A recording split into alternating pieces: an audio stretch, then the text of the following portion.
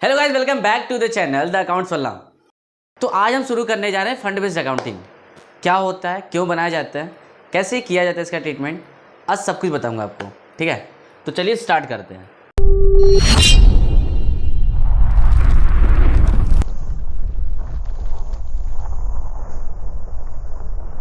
तो सबसे पहले मतलब समझते हैं कि फंड क्या होता है, कहाँ से क्रिएट होता है, कहाँ से जनरेट होता है। ठीक है, तो इसके समझने के लिए एक छोटा सा मैं आपको कुछ बता देता हूँ।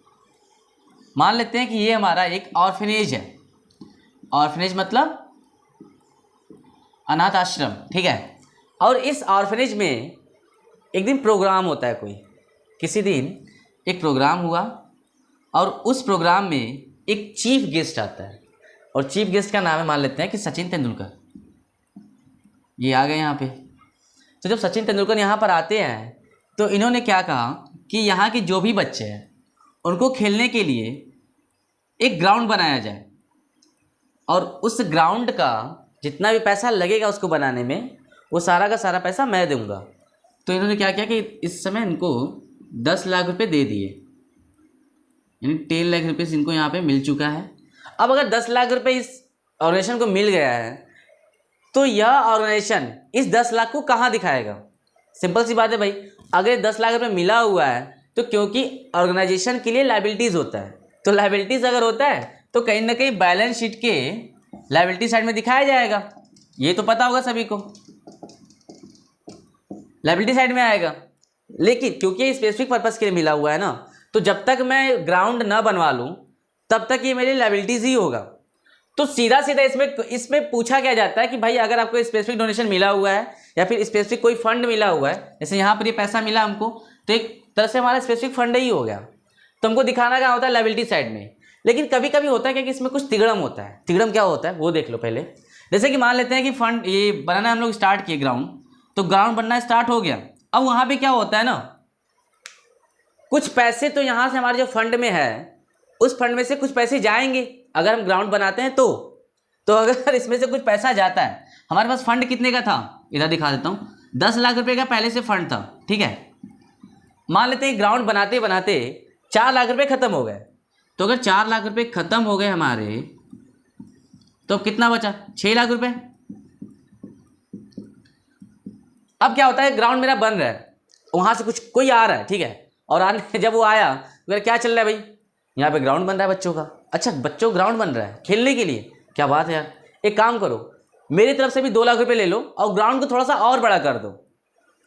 तो क्या हुआ, जो यहाँ पे फंड इन लोगों के पास 6 लाख रुपए का था ना, वहां पे 2 लाख रुपए और भी ऐड हो गया। तो अब कितना हो गया यहाँ पर इनके पास फंड? ये 8 लाख रुपए। इसका मतलब ये हुआ कि जो भी इस फंड से रिलेटेड अगर कोई इनकम या एक्सपेंसेस होते हैं तो सबसे पहले हम उसका अकाउंटिंग करते हैं, एक तरह से अकाउंटिंग ट्रीटमेंट करते हैं, और ट्रीटमेंट करने के बाद जो फाइनल हमारा अमाउंट आता है वो ला करके हम लायबिलिटी साइड में दिखाते हैं। तो इसका करने का मतलब क्या हुआ, एक फार्मूला तो नहीं है कह सकते इसको, बस ऐसे आप लोग जान लीजिए कि अगर दिया हुआ है एक फंड है और फंड पे यदि इनकम हो रहा है तो उसको ऐड किया जाएगा, और अगर उस फंड में से कुछ पैसे खर्च हो रहे हैं तो लेस कर दिया जाएगा। तो फार्मूला तो नहीं कह सकते, फिर भी याद करने के लिए आप लोग यहाँ पे देख लीजिए, जो फंड होता है इनकम फ्रॉम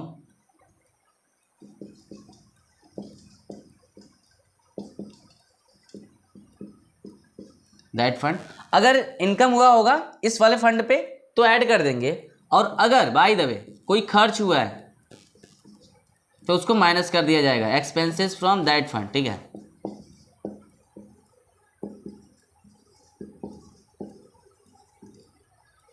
तो बस अब यहाँ पे तुम्हारा जो आंसर आ जाएगा फाइनल वाला, जैसे यहाँ पे मेरा 8 लाख रुपए आ गया। अब अगर 8 लाख हमारा आंसर आ जाए तो इसका मतलब क्या हुआ, it is a specific donation. सबसे पहली बात कि जो यहाँ पे हमारा जो ग्राउंड के लिए फंड मिला हुआ ना, कि कौन सा फंड था ये जो फंड मिला हुआ मेरा, ये ग्राउंड वाला फंड है। तो इस फंड को क्योंकि हम स्पेसिफिक फंड कहेंगे, तो अगर स्पेसिफिक फंड है इट मीन्स कहाँ पे शो करेगा, ये लायबिलिटी साइड में, बैलेंस शीट के लायबिलिटी साइड में। ठीक है, तो इससे रिलेटेड एक क्वेश्चन कराता हूँ, और क्वेश्चन करने के बाद ये चीज़ें बिल्कुल क्लियर हो जाएंगी। ठीक है, तो देखिए ये डीके गोयल की बुक है, क्वेश्चन नंबर 4 इसमें दिया हुआ है। So how will you deal with the following items in the final account of Chetak club Jaipur as a 31 March 2019? क्या इसमें दिया हुआ है? सबसे पहले प्राइज फंड दिया हुआ है ऑन 1 अप्रैल 2018, मतलब ये ओपनिंग बैलेंस है प्राइस फंड का, मतलब एक फंड इसके पास है, तो प्राइस फंड क्योंकि लायबिलिटीज होता है तो लायबिलिटी साइड में दिखा दिया जाएगा प्राइस फंड। अमाउंट इसका दिया हुआ है 80,000। इसका अमाउंट देखो अभी हम लोग इसमें टोटल कर में नहीं लिखेंगे। क्यों नहीं लिखेंगे? क्योंकि अभी इसमें ट्रीटमेंट करना है मुझे, तो 80,000 पहले हम लोग बाहर ही लिख देते हैं। 80,000 ये हो गया। इसके बाद दिया हुआ है interest on price fund investment. तो कहने का मतलब ये है अगर इंटरेस्ट मिलेगा इस फंड पे तो इनकम हो रहा है, अगर इनकम हो रहा है तो ऐड करेंगे। अभी मैंने बताया आपको अमाउंट कितना है इसका 6,000।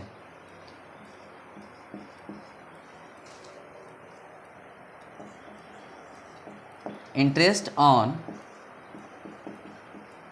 प्राइस फंड, ठीक है, इधर हो गया 6,000 पूरा इसमें ऐड कर दिया जाएगा। तो अब ये कितना हो गया 86,000 ये हो गया। अब इसके बाद दिया हुआ है प्राइजेस गिवन, मतलब कि अब इस फंड में से पैसे निकाल करके प्राइस के रूप में दिया गया है। अगर प्राइस फंड इसमें दिया जाएगा तो मतलब हमारा ये जो फंड है अब कम हो रहा है, कम होगा मतलब एक्सपेंसेस हो रहा है, तो माइनस कर दिया जाए। कितना हो रहा है माइनस? इसमें से 10,000 रुपये का दिया जा रहा है इसमें से, तो अब कितना हो गया 76,000 हो गया, ठीक है। अब देखो क्या हो रहा है प्राइस फंड इन्वेस्टमेंट ऑन 1 अप्रैल 2018। देखो किसी भी क्वेश्चन में अगर सिर्फ इन्वेस्टमेंट वाला वर्ड यूज किया हो, जैसे प्राइस फंड इन्वेस्टमेंट, अगर किसी भी डोनेशन स्पेसिफिक डोनेशन के बाद इन्वेस्टमेंट वाला वर्ड अगर यूज किया हो तो ये समझना कि हमारा एसेट होता है। क्यों एसेट होता है भाई? पैसा तुमने कहीं पर लगाया हुआ है तो क्या बाद में मिलेगा नहीं क्या? याद करिए जैसे आप बैंक में अगर पैसा कोई जमा किए होते हो, जब कैश इन हैंड होता है या फिर कैश एट बैंक होता है तो उस टाइम हम लोग उसको कहाँ पे दिखाते थे? बैलेंस शीट में ही ना। भाई पैसा हमारा बैंक में पड़ा हुआ है, इन्वेस्ट किया है, बाद में तो मिलेगा ही। ठीक उसी तरीके से अगर सिर्फ इन्वेस्टमेंट है तो उसे हम एसेट साइड में दिखाएंगे, ये याद रखिएगा, ठीक है। अमाउंट कितना है इसका देखिए,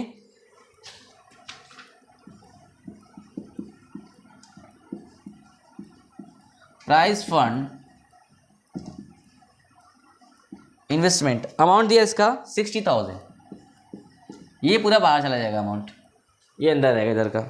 इसके बाद डोनेशन फॉर प्राइस फंड, मतलब देखो जो प्राइस फंड हमारे पास था इस पर कुछ डोनेशन मुझे मिल रहा है, ठीक है। तो डोनेशन अगर मिल रहा है तो इनकम हो रहा है, ये मैंने यहाँ पे लेस किया हुआ है। और ये इसके बाद 25,000, तो अभी टोटली हो जाएगा 1,01,000। तो 1,01,000 टोटली हम, क्योंकि अब हमारा फाइनल आंसर आ गया है तो इसको बाहर लिख देंगे,